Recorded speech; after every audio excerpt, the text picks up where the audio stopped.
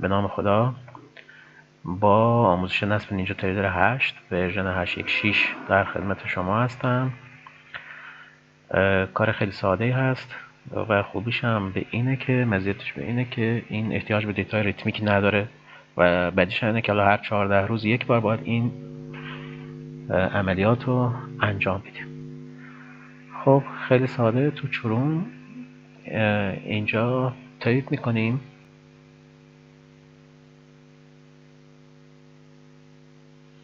ninjatrader.com میزنیم. فیلتر شکنمون هم باید روشن باشه با یه آی پی ثابت.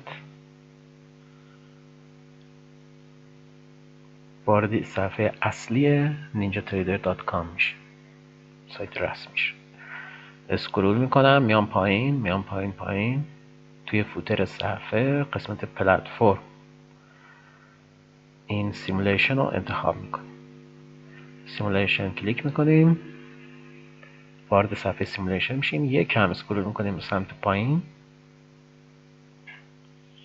و get started رو کلیک میکنیم. خب اینجا یه ایمیل از من میخواد، آدرس ایمیل. اگه برای اولین بار این کار میکنیم میتونیم ساین اپ با گوگل هم بشیم، ولی خب ما مجبوریم چون هر 14 روز یک بار تمدید کنیم، برای که نمیتونیم هی ایمیل هم بسازیم یه ایمیل فیک درست میکنیم. از ایمیل فیک استفاده میکنیم. خب ایمیل فیک هم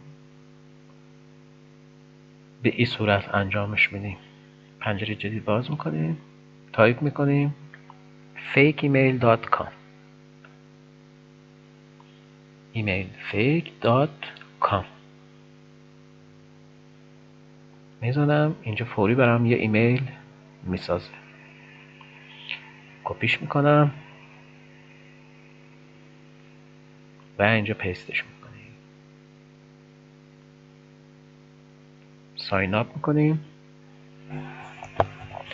حالا گفته که برید توی اون صفحه ایمیلتون و کانفرم کنید. خب میام برمیگردم اون صفحه ایمیل فیک. اینجا برام ایمیل اومده از طرف نینجا تریدر. کانفرم ایمیل ادرس روش کلیک میکنیم.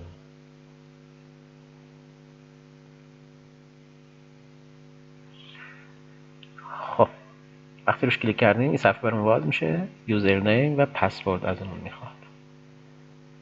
خب یه یوزرنیم پسورد بهش میدیم. یوزرنیم پسورد هم مهم هست و باید سیوش کنیم یه جا و فراموشش نکنیم. کلا بذارید یوزرنیم رو عوض کنیم.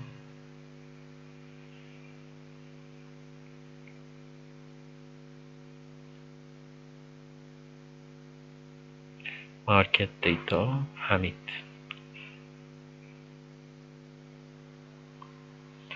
یوزرنیم پسورد رو باید برام ذخیره کنم یه جایی حتما.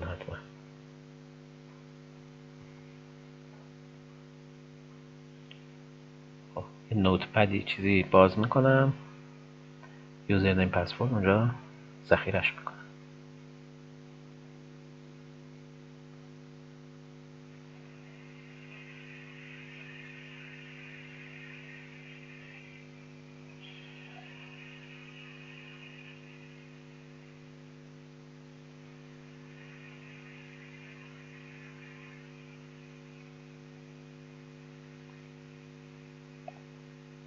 خب اینجا سر میکنیم،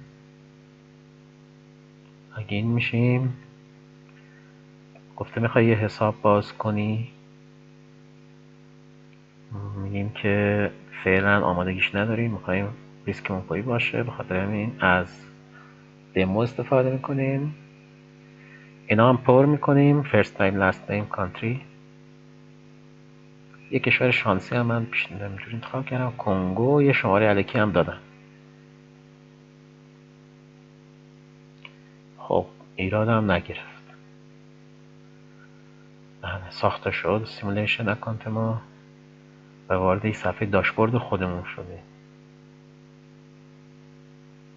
این صفحه مخصوص ما هست.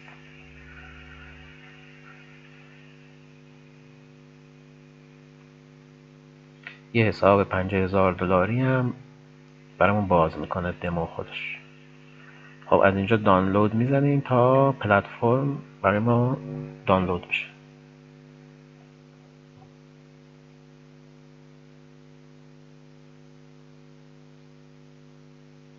خب من قبلا دانلود کردم، اینم آیکونشه. آیکونش رو اوپن میکنم تا پلتفرم باز بشه. هیچ کار اضافه نمیخواد انجام بدیم. حتی یادتون باشه پلتفرم رو نصب کنین. من چون قبلا نصب کردم یه مراحل نصبش نداشتم. وقتی دانلود شد روش کلیک میکنید، نصبش میکنید. نصبش خیلی ساده، از 3 تا نکست میزدید نصب میشه. خب وقتی رو پلتفرم میزنم، یوزرنیم پسوردی که اونجا سیو کرده بودم ازم میخواد. خب من یوزرنیم پسورد قبلی خودم وارد میکنم چون پلتفرم من دارم. شما باید اون یوزرنیم پسوردی وارد کنید که اونجا سیو کردید.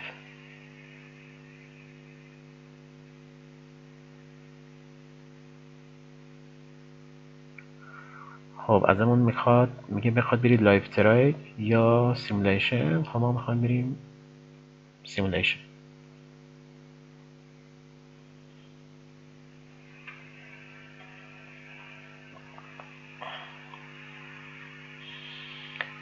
خب خیلی راحت و تمیز برنامه برامون باز شد. احتیاج به کانکشن نداره، خودش وصل میشه به دیتا به صورت اتومات. احتیاج نیست که دیگه دیتای ریتمیک بگیریم، هیچ کاری نمیخواد بکنیم.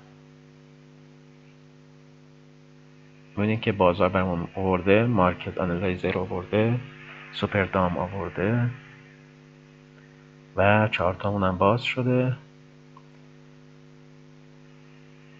لامپ پلتفرممون هم سبز.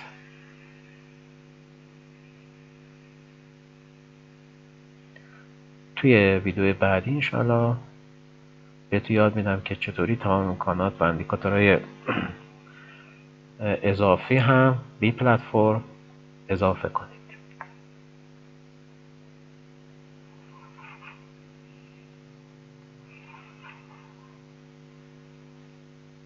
خب شما را به خدا میسپارم تا آموزش بعدی.